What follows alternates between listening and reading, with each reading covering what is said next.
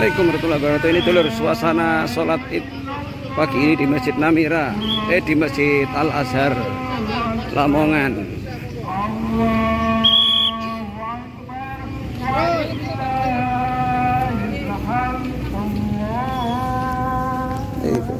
Turun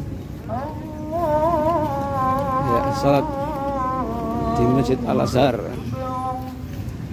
kami.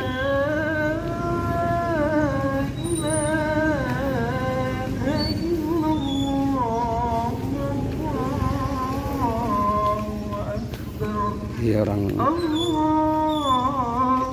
ayo,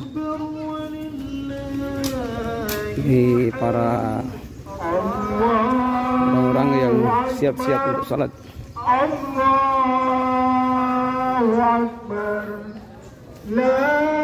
Jalan raya di Bandung ditutup.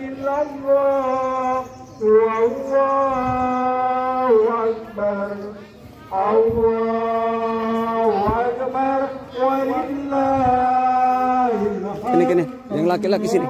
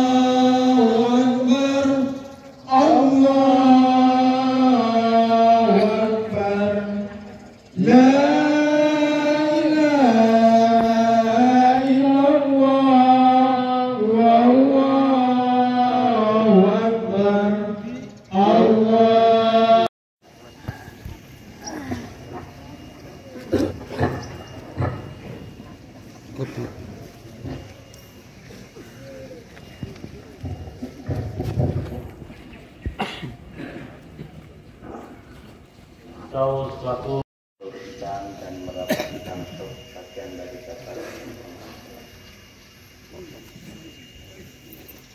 yang belakang.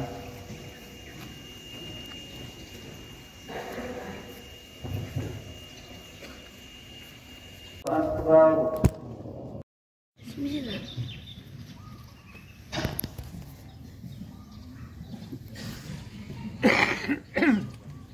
Assalamualaikum warahmatullahi wabarakatuh.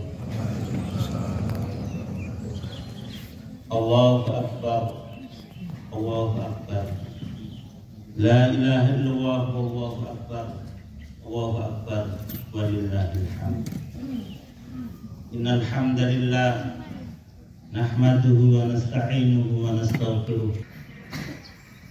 Pada kesempatan yang baik ini, tidak lupa saya nasihatkan kepada diri saya pribadi dan kepada jamaah sekalian untuk senantiasa menumbuh suburkan iman dan ketakwaan kita kepada Allah Subhanahu wa Ta'ala. dengan cara kita melaksanakan seluruh perintahnya dan berusaha semaksimal mungkin untuk menjauhi larangan-larangannya, baik yang kita suka maupun yang tidak kita suka.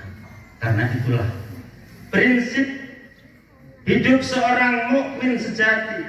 Siapa yang mampu taat kepada Allah dan Rasul-Nya, maka dialah orang yang mendapatkan keberuntungan besar.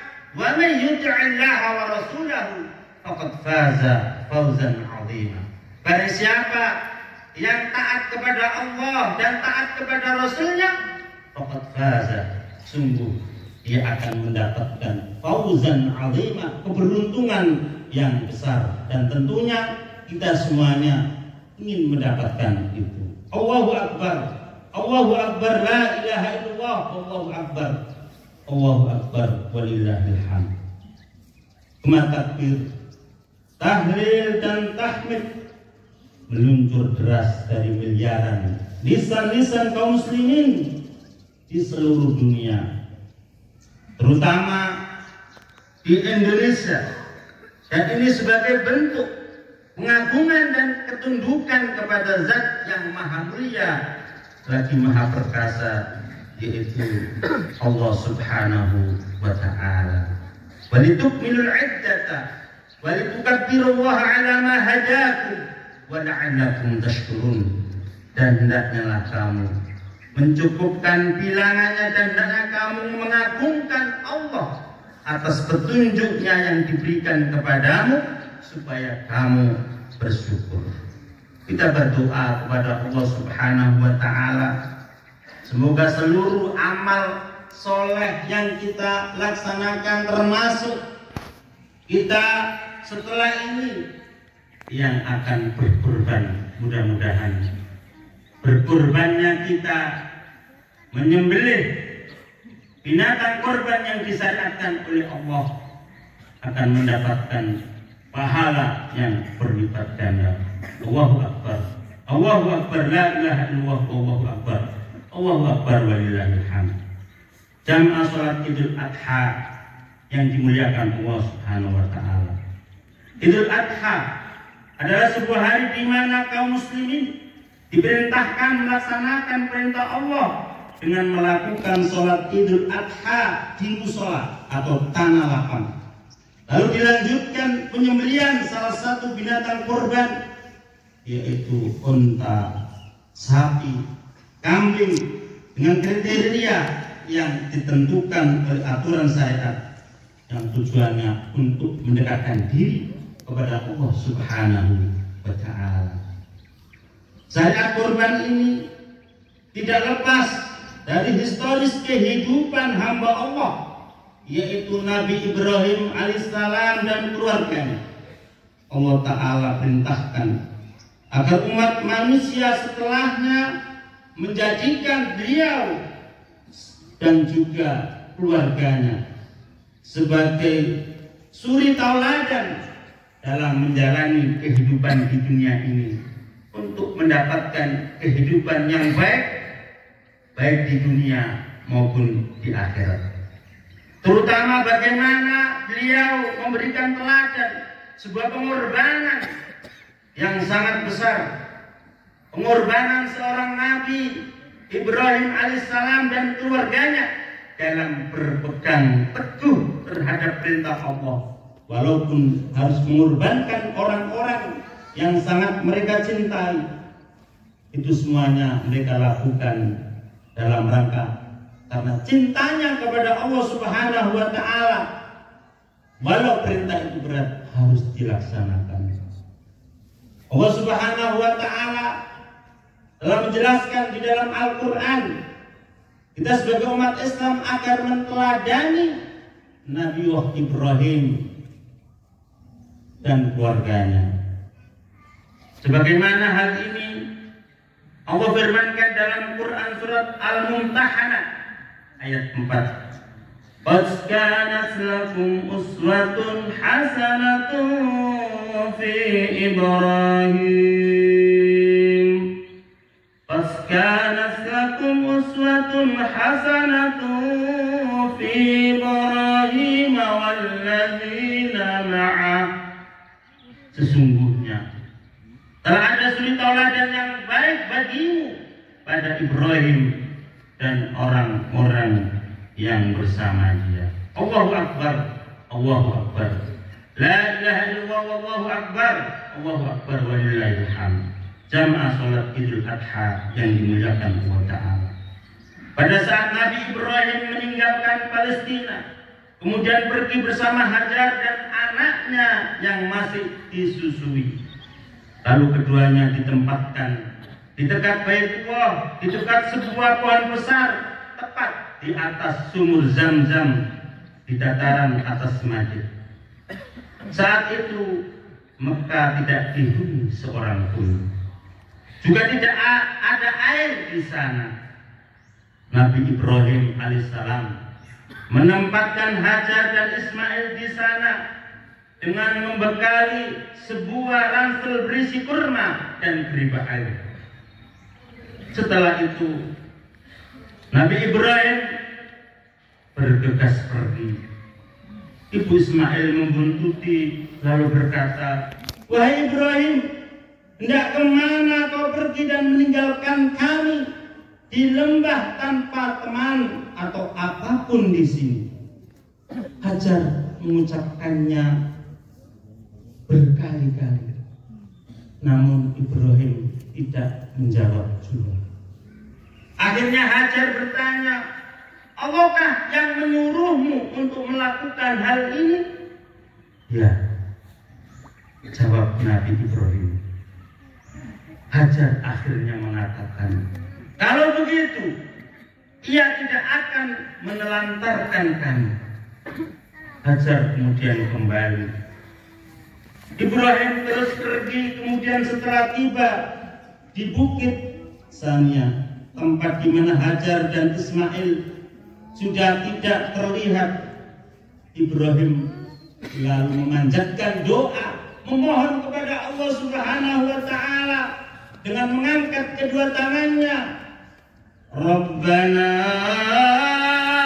inni askantu min dzurriyyati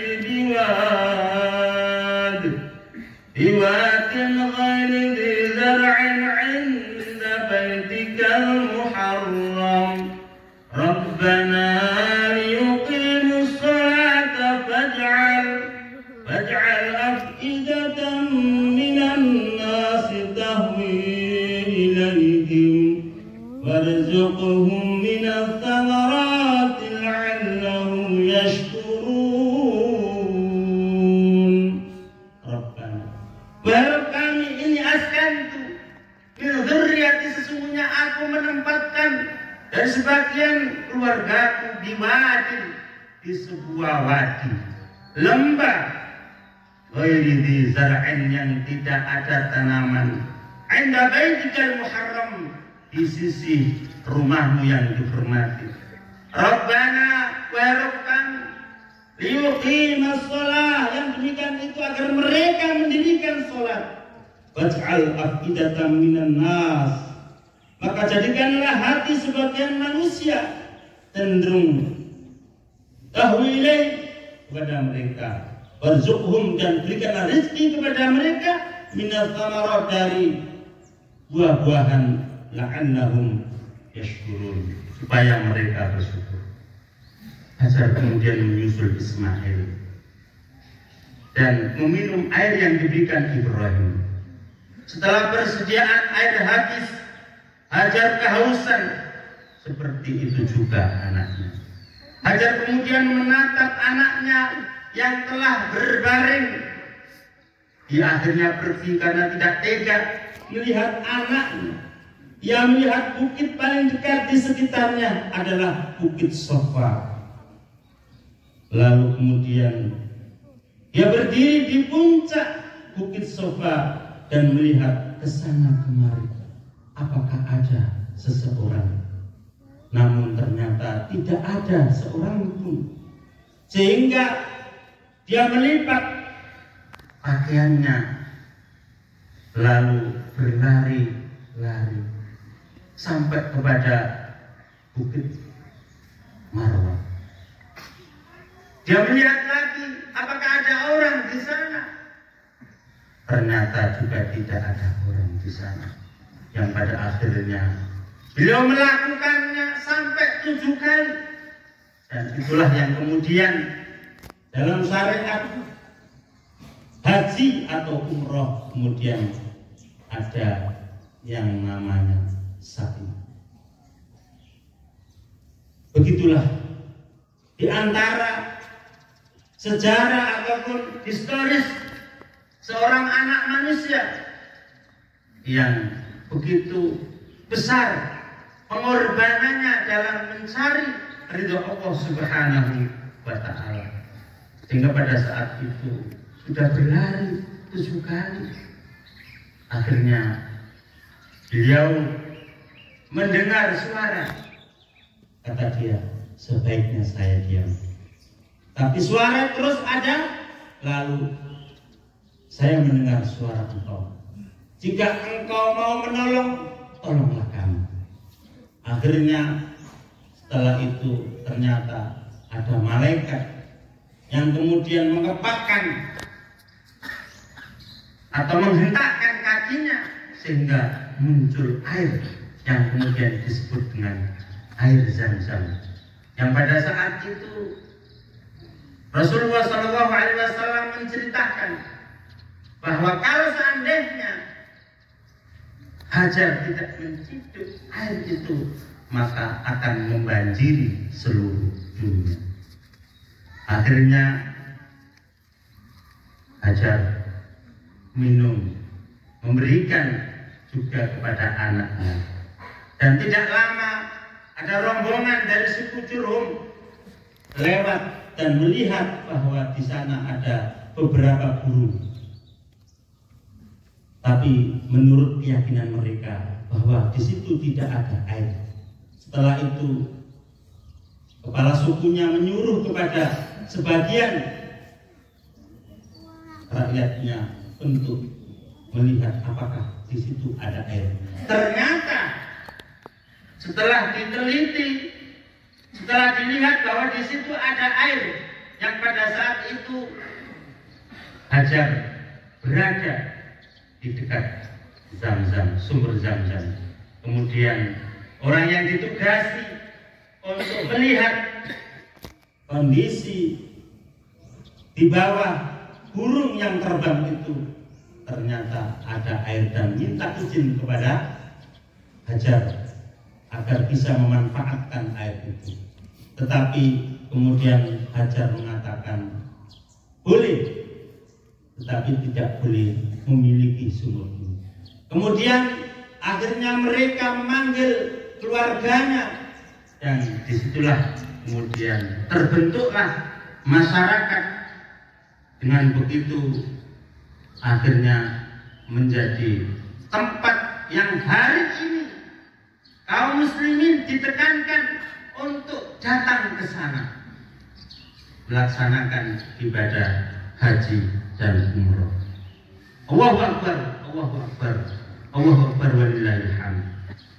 Dari kisah di atas kita tahu ketika Hajar ditinggal oleh Nabi Ibrahim di sebuah lembah bebatuan yang tandus, hidup dalam kesulitan atas dasar perintah Allah Subhanahu wa Ta'ala, Hajar mengatakan, kalau begitu, ya Allah tidak akan menelantarkan kami. Inilah keyakinan yang harus dibangun dan ditanamkan kepada ibu-ibu dan anak-anak putri, bahwa sepanjang keberadaan kita berusaha dalam menjalankan perintah Allah Subhanahu wa Ta'ala, pastilah Allah tidak akan membiarkan hambanya yang taat walaupun harus mengalami berbagai macam cobaan.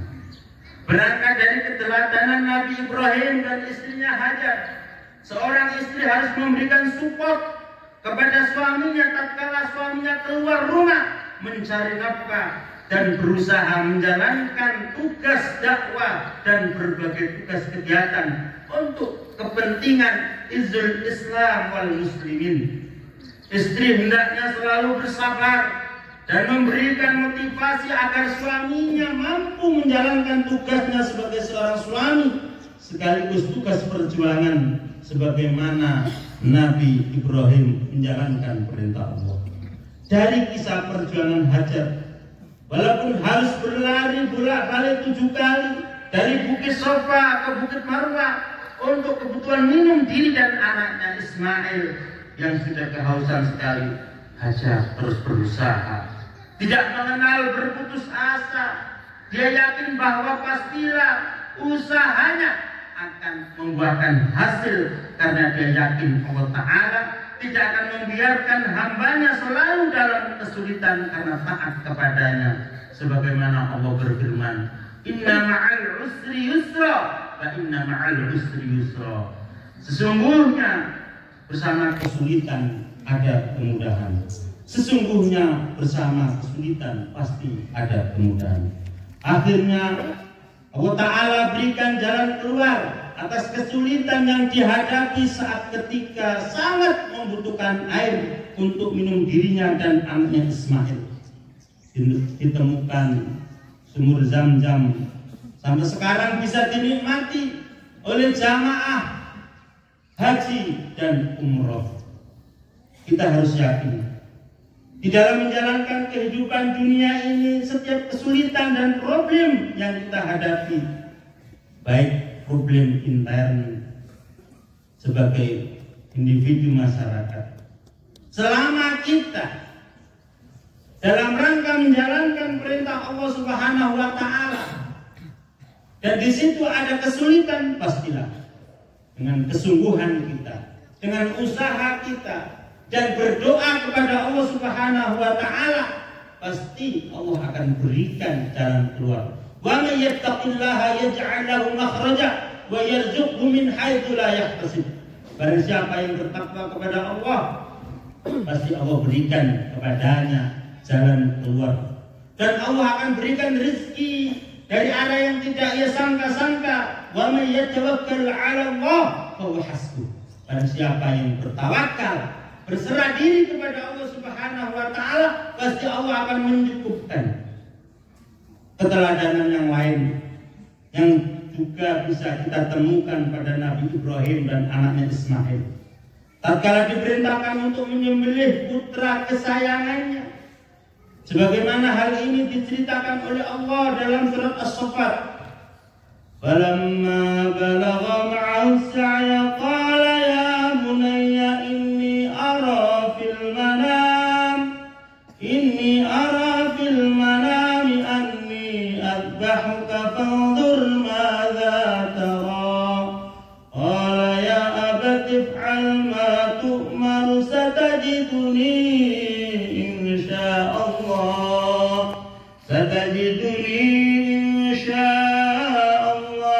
minas sabirin.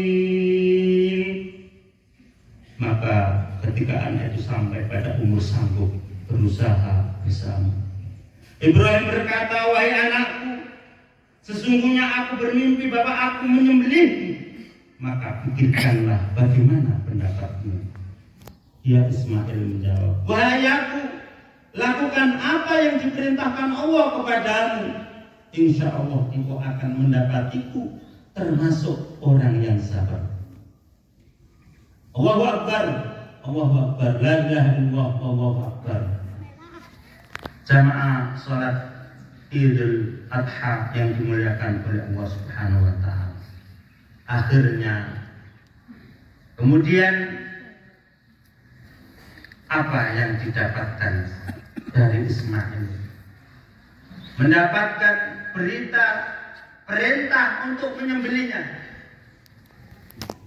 Sebagaimana tadi sudah kita ketahui, ya abadi al, wahai bapak, kerjakan.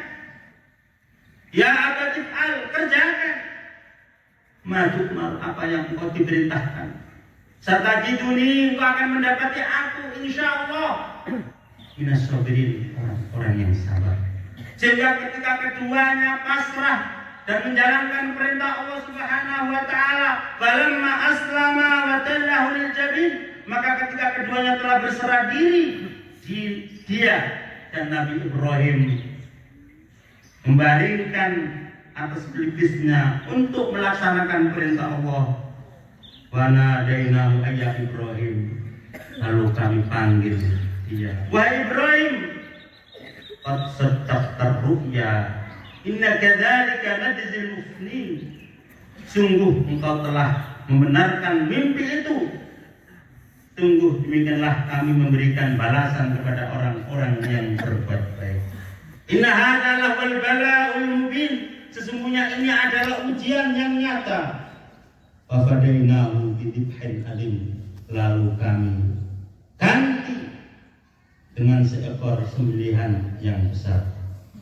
Jamaah sekalian rahimakumullah, apa yang bisa kita teladani dari Nabi Ibrahim dan anaknya Ismail sesungguhnya patut kita terapkan dalam kehidupan kita, kehidupan dalam diri kita, keluarga dan masyarakat kita. Karena totalitas beliau dalam menjalankan perintahnya berdasarkan keyakinan dan niat terbaik untuk memberikan yang terbaik dalam kehidupan sehari-hari. Bahwa setiap usaha dalam ketaatan kepada Allah pasti akan membuahkan hasil yang baik, termasuk kesabaran, keteguhan dalam menjalankan beberapa program di organisasi Muhammadiyah ini yang senantiasa selalu berusaha memberikan pelayanan dan pencerahan terbaik untuk umat, bangsa dan negara sebagai sarana ibadah untuk mendekatkan diri kepada Allah Subhanahu wa taala. Keikhlasan dalam menjalani ujian perintah yang ditunjukkan Nabi Ibrahim, istri dan anaknya Ismail, mencerminkan perilaku seorang hamba yang ikhlas saat mendapatkan ujian perintah dengan berbekal keyakinan bahwa ujian yang dirasakan tidak akan pernah melewati takaran kekuatan manusia. Keyakinan tersebut merupakan perwujudan dari tauhid yang kuat kepada Allah Subhanahu wa taala. Mudah-mudahan kita semuanya bisa menjalani kehidupan ini, bisa meneladani Nabi Ibrahim sehingga kita menjadi manusia yang sukses di dunia dan di akhirat. Mari kita tutup khutbah ini dengan doa. A'udzubillahi minasyaitonirrajim. Bismillahirrahmanirrahim. Allahumma shalli ala Muhammad wa ala ali Muhammad kama shallaita ala Ibrahim wa ala ali Ibrahim innaka Hamidum Majid. Wa barik ala Muhammad wa ala ali Muhammad kama barakta ala Ibrahim wa ala ali Ibrahim innaka Hamidum Majid. Allahumma ighfir lil muslimina wal muslimat wal mu'minina wal mu'minat al ahya'i minhum wal amwat innaka sami'un qaribun mujib da'wat.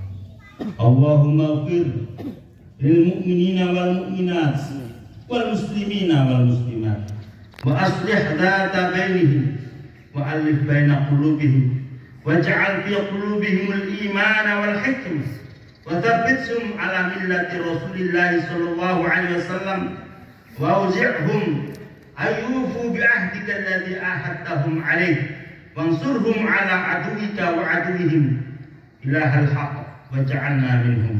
Allahumma aqsim lana min khashyatika ma tahulu bihi bainana wa baina ma'siyatik wa min ta'atika ma tuballighuna bihi jannatak wa min al-yaqini ma tuhawwinu bihi 'alaina masa'ib ad-dunya. Allahumma matti'na bi asma'ina wa absarina wa quwwatina ma ahyaytana waj'alhu al-waritha minna waj'al thahrana 'ala man zalamana wansurna 'ala man 'adana wa la taj'al musibatana fi dinina wa la taj'al ad-dunya akbar hammina wa la mablagha 'ilmina wa la tushallid 'alaina ma la yarhamna. Allahumma aslih lana dinana alladhi huwa 'ismatu amrina wa aslih lana dunyana allati fiha ma'asina wa aslih lana akhiratana allati fiha ma'adina waj'al al-hayata ziyadatan lana fi kulli khair waj'al al-mauta rahatan lana min kulli syarr. Allahumma inna nas'aluka min al-khairi kulli ajili wa ajili ma 'alimna minhu wa ma lam na'lam wa na'udzu bika min asy-syarri kulli ajili wa ajili ma 'alimna minhu wa ma lam na'lam. Allahumma inna nas'aluka ma salaka minhu ibadika salihun wa nasta'idzu bika mimma ista'adha minhu ibadaka salihun. Rabbana atina fid dunya hasanah wa fil akhirati hasanah wa qina adzabannar. ربنا إننا آمنا فاغفر لنا ذنوبنا وكفر عنا سيئاتنا وتوفنا مع الأبرار ربنا وآتنا ما وعدتنا على رسلك ولا تخزنا يوم القيامة إنك لا تخلف الميعاد ربنا تقبل منا إنك أنت السميع العليم وتب علينا إنك أنت التواب الرحيم وصلى الله على نبينا محمد وعلى آله وصحبه وسلم سبحانك ربك رب العزة عما يصفون وسلام على المرسلين والحمد لله رب العالمين. السلام عليكم ورحمة الله وبركاته. Alhamdulillah ini orang-orang sudah selesai dan kita sandalnya taruh nah ini ya kita ketinggalan kacamata hitam mohon mengikuti takmir. nah ini selesai remote kontak Bunda setelah mengikuti takmir. Terima kasih.